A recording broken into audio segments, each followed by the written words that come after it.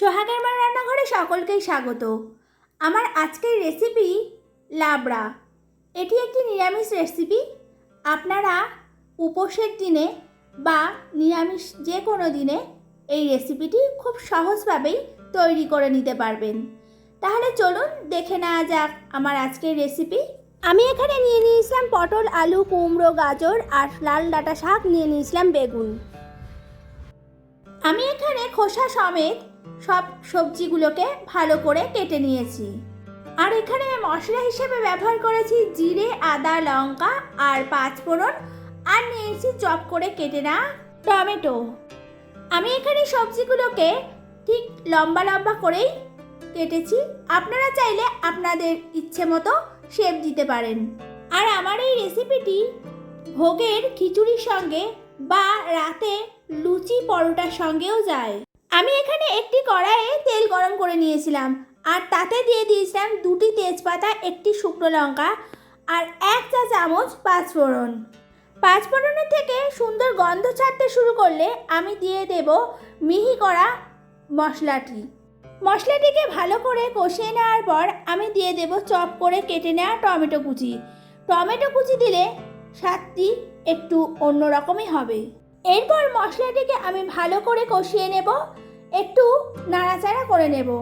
মশলাটি ভালো করে কষে এলে আমি একে একে সবজিগুলোকে দিয়ে দেব। মশলাটি ভালো করে কষানো হয়ে গেছে। এই মশলাতে যে টমেটোটা দিয়েছিলাম, টমেটোটা ভালো করে নরম হয়ে এসেছে। এরপর দিয়ে দেব একে একে সবজিগুলোকে। আমি এখানে গোটা 5 রকমের সবজি নিয়েছিলাম। আপনারা চাইলে আরও বেশি সবজি দিতে পারেন। সবজির কোনো পরিমাণ আমি এখানে দেখালাম না। একে একে সমস্ত সবজিটাই আমার ভালো করে দেওয়া হয়ে গেল। এরপর একটু করে আমি নাড়িয়ে নেব। সবজিগুলো দেওয়া হয়ে গেলে আমি দিয়ে দেব হলুদ আর স্বাদ মতো নুন। আমি এখানে 1 চা চামচ হলুদ ব্যবহার করেছিলাম। আপনারা আপনাদের যতটা সবজি থাকবে ঠিক সেই পরিমাণ অনুযায়ী হলুদ আর নুনটি দেবেন। এরপর আমি ভালো করে হলুদ আর নুনটি সবজির সঙ্গে মিশিয়ে নেব। সবজিগুলোকে আমি প্রায় 5 থেকে 10 মিনিট ধরে কষিয়ে নেব। আস্তে আস্তে সবজিগুলো নরম হয়ে আসবে। তবে বলে রাখা ভালো, সবজিগুলোকে আপনারাও ঠিক অনেকক্ষণ সময় ধরেই মশলার সঙ্গে কষিয়ে নেবেন, তবে রেসিপিটি খুব সুস্বাদু হবে। এই রেসিপিটি যেহেতু অনেক পুরনো রেসিপি, অনেকেই অনেক ধরনের রান্না করে থাকে, তবে আমি এইভাবে রেসিপিটি করার অনুরোধ করলাম। অনেকক্ষণ ধরে কষানোর ফলে আমার এই সবজিগুলো প্রায় 20% সেদ্ধ হয়ে গেছে। আর এই সময় আমি দিয়ে দেব কিছুটা জল। এখানে বেশ কিছুটা জল দিয়েছিলাম যাতে জলের মধ্যে সবজিগুলো ডুবে যায়।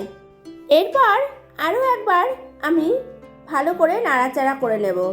বেশ কিছুটা সময় পর দেখা যাচ্ছে জলটি ফুটে এসেছে। এই সময় আমি একটা পাত্র দিয়ে সবজিগুলোকে ঢেকে দেব। আমি ঠিক 10 মিনিটের জন্য পাত্র দিয়ে কড়াইয়ের মুখটা ঢেকে দিলাম। ঠিক 10 মিনিট পরেই আমি পাত্রটি তুলে নেব। দেখুন বন্ধুরা, সবজিগুলো খুব ভালোভাবেই সেদ্ধ হয়ে এসেছে।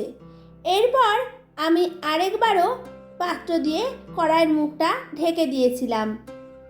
প্রায় আবার 10 মিনিট পর আমি ঢাকনাটা খুলে দিলাম। দেখুন বন্ধুরা, এখানে সবজিগুলো অধিকাংশই সেদ্ধ হয়ে গেছে। আর এখানে দিয়ে দিলাম স্বাদ মতো 1 চা চামচ চিনি। লাবড়াতে যে পরিমাণ আমি জল দিয়েছিলাম প্রায় অধিকাংশই লাবড়াতে শুকিয়ে গেছে। দেখুন, এখানে আমার রেসিপিটি রেডি হয়ে এসেছে। আমি আরও একবার ভালো করে নাড়াচাড়া করে নিয়ে রেসিপিটি সার্ভ করে নেব। এই চ্যানেলের ভিডিওগুলি ভালো লাগলে ভিডিওগুলিতে একটি করে লাইক করবেন আর চ্যানেলটিকে সাবস্ক্রাইব করবেন। আজ এই পর্যন্তই। আবার দেখা হবে নতুন একটি রেসিপি নিয়ে। ততক্ষণ ভালো থাকবেন, সুস্থ থাকবেন।